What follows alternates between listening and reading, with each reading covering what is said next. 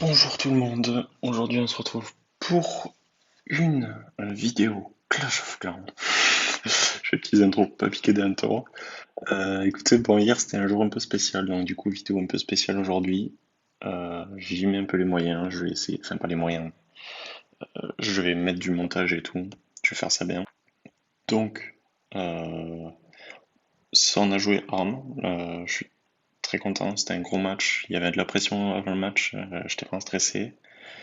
Et ça a donné un bon match, donc je suis content. 6 perfs de leur côté, c'est pas mal quand même sur 10 personnes. La base a tenu, je suis content. Et en contrepartie, on a fait 4 perfs, ce qui est pas mal non plus. Donc moi, j'ai perf. Pas perf Chiki, malheureusement, je suis un peu déçu, mais c'est pas grave. Donc écoutez, je vais revenir sur nos perfs.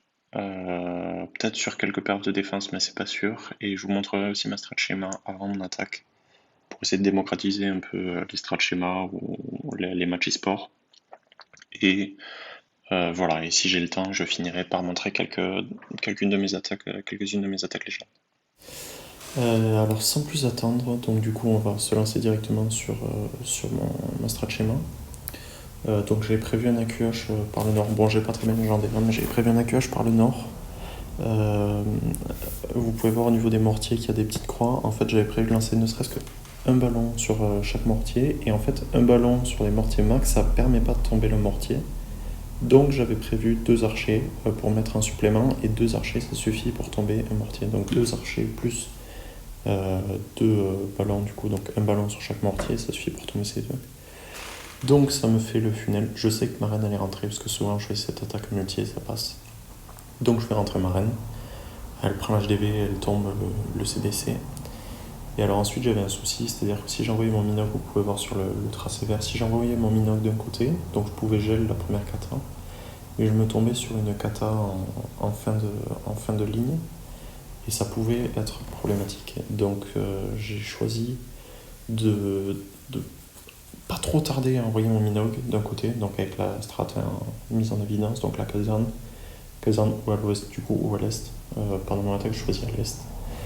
Donc j'envoie ma caserne et j'envoie mon Minogue pas sans trop tarder pour essayer de repousser la reine de l'autre côté, vers l'autre catapulte, parce que si vous pouvez voir, il y a des trous au niveau des murs. Et comme ça, la reine s'occupera de l'autre catapulte. C'est-à-dire que mon Minogue s'occupera de la catapulte en début de chemin et la reine s'occupera de la catapulte en bout de chemin. Et donc en faisant ça, j'économisais un peu de vie à mon Minogue et ça me permet d'aller facilement au bout. Bien sûr, dans le CDC, j'avais prévu des cochons pour pouvoir aller clean toute la partie de basse du village, comme vous pouvez voir en marron, pardon. Et donc voilà, donc je vais vous montrer comment ça s'est passé. Alors, sans plus attendre, on se lance. Donc, comme on a vu sur la strat, je vais partir au nord. Donc, vous voyez le ballon, comme prévu, qui fait les dégâts et l'archer qui met ne serait-ce qu'un coup, ce qui permet de tomber les mortiers. Je tarde pas, j'envoie mon AQH, le temps est précieux. Alors souvent ce que je fais c'est que j'envoie un super sapeur. Il casse souvent l'angle comme ça. Vous allez me dire c'est pas utile, mais en fait ça agrandit le trou et c'est pas négligeable. Donc, j'envoie ma première ouverture super sapeur qui agrandit un peu le trou. Vous voyez, comme ça l'arène est plus à même de retourner vers le canon. Donc là elle est rentrée, il n'y a plus trop de soucis. Elle va prendre l'HDV, le pêche à tournade qui aurait pu en BUT, mais je la rage pas trop tard et du coup ça permet de pas faire trop de dégâts aux guérisseuses. J'envoie mon poison de taux. En général, faut pas trop se précipiter avec le molosse, mais les chasseuses font très mal à la reine. Donc il faut pas hésiter à envoyer le poison.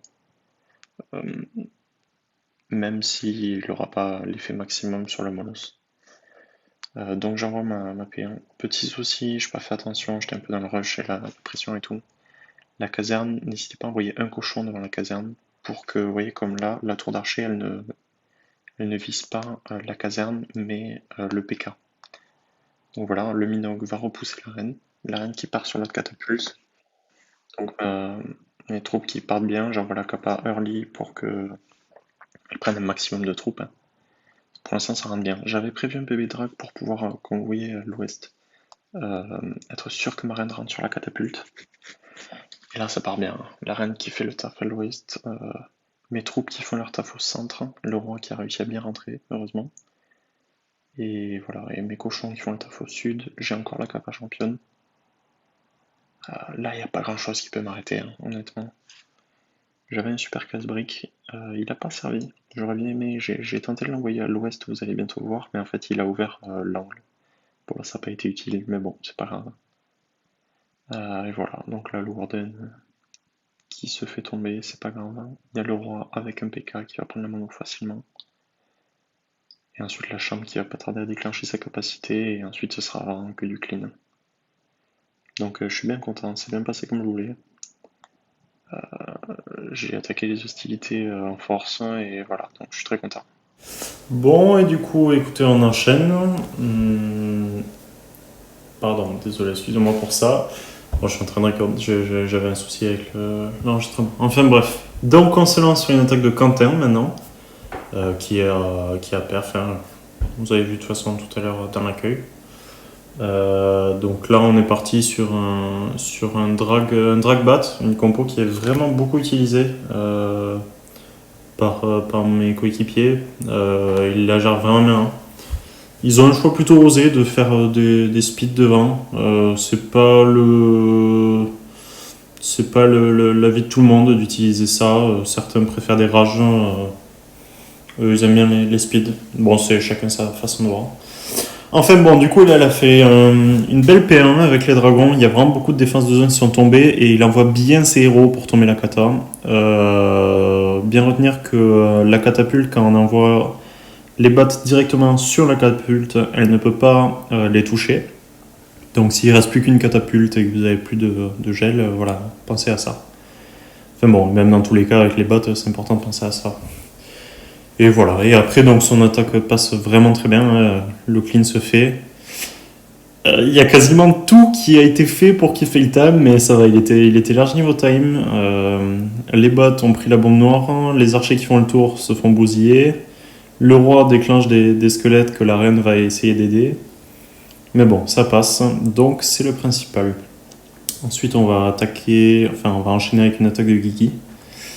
Guigui, aka Monsieur Fail Time. Voilà, il fait très souvent des fail time. Mais écoutez, là pour l'instant, son attaque s'est bien passée. Et j'irai même plus loin, je dirais qu'elle s'est très bien passée. Donc écoutez, son funnel, franchement là, il est... Un funnel, c'est un cas d'école. Hein. Nickel, le Warden fait bien son travail. Le dirigeable qui a fait un taf monstrueux au nord, il n'y a aucun moyen que les troupes tournent, surtout avec le trou qu'il a fait. Voilà, même vous allez voir la Tesla qui était un peu excentrée, qui n'a pas posé de soucis vraiment. On a les troupes qui vont bien rentrer. Tout qui est bien compacté, le premier H qui tombe, il a bien gelé la catapulte. C'est important, les Yeti, depuis les récents nerfs, ont vraiment du mal face à une catapulte et ils meurent très rapidement. Donc écoutez, sa strat marche bien. On s'est fait un peu une petite frayeur en live parce que tout commençait un peu à tourner autour de l'HDV. Vous allez voir, les bullistes vont tomber. Et en fait, la reine était un peu en retard à cause des mini... comment on dit, des mini molosses. Mais écoutez, ça passe très bien. Il a eu un peu de chance, le piège à tournette qui tire sa championne, et en fait ça va envoyer la championne sur la mono. Et vous allez voir que ça va énormément servir sur sa fin d'attaque. La mono qui était déjà midlife. Donc tout s'est bien passé là. Et en fait, si elle n'était pas tombée, bon, je pense que ça serait passé quand même, mais en fait le time était très juste à la fin. D'où son nom hein, d'ailleurs, hein, il le porte bien. Mais non, le temps était très juste à la fin et il s'en est bien sorti. Je pense que le fait que sa championne ait sorti cette mono, pardon, a beaucoup aidé. Vraiment, a vraiment beaucoup aidé. Le Warden qui a pas été trop bête à la fin non plus.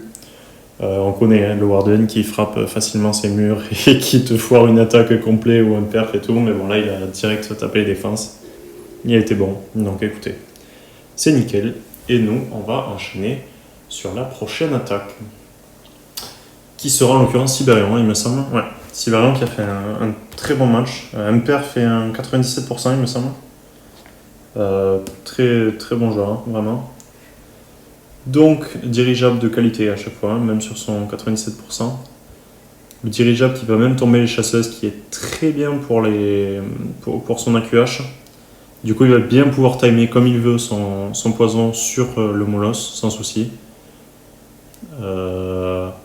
Après, petit truc que j'aurais peut-être changé à sa place, le super CB qu'il envoie, il l'envoie en décalé un peu. Je l'aurais plutôt envoyé pile au niveau de sa reine là pour qu'il aille ouvrir au coin du carré là. Et essayer d'aller vite chercher cette mono parce que du coup là il a cramé 2 gels. Et perdu une guérie aussi. Donc bon, c'est pas un gros détail, hein, il fait le travail qu'il veut. Le super sapeur qui suit par contre lui est très bien placé, il va faire l'ouverture qu'il veut. Ce qui va permettre à son AQH de continuer sa lancée. Le roi qui est envoyé à l'ouest pour faire le funnel, le Minogue entre les deux et la Kappa. Tout se passe très bien. Ça avance, ça progresse. Sa reine qui est toujours en vie, qui fait toujours le clean des bâtiments, elle déclenche le piège à tornade. C'est ça en moins pour le Minogue. Et ensuite ça enchaîne, ça découle, il n'y a pas trop de soucis. Vous voulez essayer de garder. En live, il était un peu juste niveau time, mais en fait c'est passé, mais il voulait essayer de garder sa Kappa championne, mais ça n'a pas marché, la mono qui a target la championne. Mais ça passe quand même, une très belle attaque. Et voilà. Ça sera tout pour cette vidéo. J'espère que la vidéo du coup vous aura plu. N'hésitez pas à me donner des conseils en commentaire, me dire ce que vous aimeriez voir dans une prochaine vidéo. Ou même si vous avez des questions sur mes clans, sur les matchs e-sport, sur quoi que ce soit, n'hésitez pas à le mettre en commentaire, j'y répondrai. Et surtout, likez, partagez, et tout le tralala. Voilà, allez, ciao, à une prochaine.